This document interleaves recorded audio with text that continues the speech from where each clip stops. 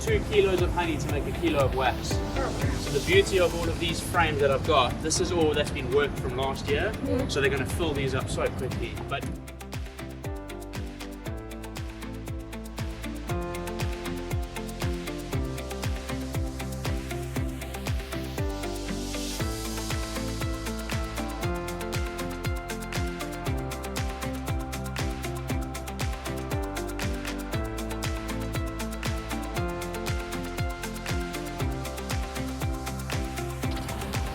you have a look there, that's the queen.